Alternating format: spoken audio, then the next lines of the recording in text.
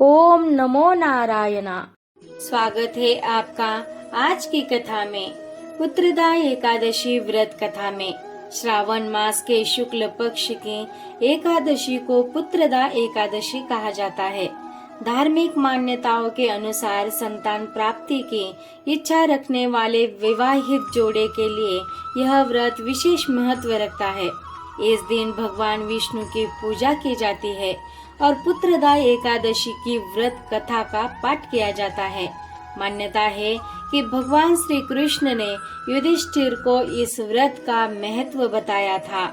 महाराज युधिष्ठिर ने पूछा, हे भगवान, आपने सफला एकादशी का महात्म्य बताकर बड़ी कृपा की। अब कृपा करके यह बतलाइए कि पौष शुक्ल एकादशी का क्या नाम है, उसकी विधि क्या है और उसमें कौन से देवता का पूजन किया जाता है। भक्त वत्सल भगवान श्री कृष्ण बोले, हे राजन, इस एकादशी का नाम पुत्रदा एकादशी है। इसमें भी नारायण भगवान की पूजा की जाती है।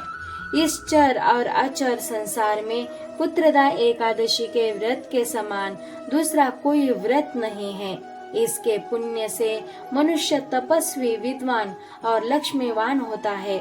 इसकी मैं एक कथा कहता हूँ, सो तुम ध्यान पूर्वक सुनो।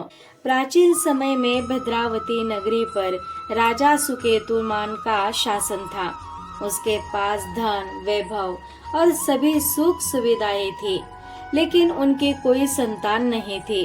राजा सुकेतुमान और उनकी पत्नी शैव्या संतान न होने के कारण हमेशा दुखी रहते थे।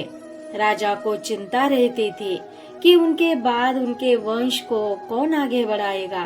संतान प्राप्ति के लिए उन्होंने यज्ञ, पूजा और दान पुण्य भी किए, लेकिन उनकी इच्छा पूरी नहीं हुई। एक दिन राजा बहुत चिंतित होकर अकेले घोड़े पर सवार होकर जंगल की ओर निकल पड़े। जंगल में घूमते हुए राजा ने कई पशु पक्षियों को अपने परिवार के साथ देखा। यह देखकर उनके अपने संतान न होने का दुख और अधिक महसूस हुआ। कुछ समय बाद राजा को प्यास लगी। पानी की तलाश में करते हुए उन्हें एक सुंदर सरोवर दिखाई दिया। सरोवर के पास कई ऋषि मुनि मौजूद थे। राजा ने उनके पास जाकर उन्हें प्रणाम किया। राजा ने मुनियों से पूछा कि वे सभी वहाँ किस उद्देश्य आए हैं। मुनियों ने बताया कि उस दिन पुत्रदा एकादशी है और वे इस पवित्र अवसर पर सरोवर में स्नान करने आए हैं।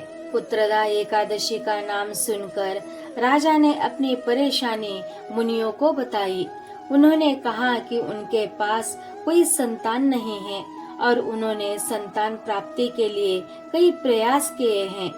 मुनियों ने राजा से कहा कि यदि वह पूरी श्रद्धा और नियम के साथ पुत्रदा एकादशी का व्रत करेंगे तो भगवान विष्णु की कृपा से उनकी मनोकामना पूरी हो सकती है। राजा सुकेतुमान ने मुनियों की बात मानकर पुत्रदा एकादशी का व्रत रखा। अगले दिन द्वादशी तिथि पर विधि विधान से व्रत का पालन किया। इस व्रत के प्रभाव से कुछ समय बाद राजा सुकेतुमान की पत्नी शैव्या ने एक पुत्र को जन्म दिया। आगे चलकर वह पुत्र एक वीर और योग्य राजा बना। तो आज के लिए इतना ही। हरि शरणम। ओम नमो नारायणा।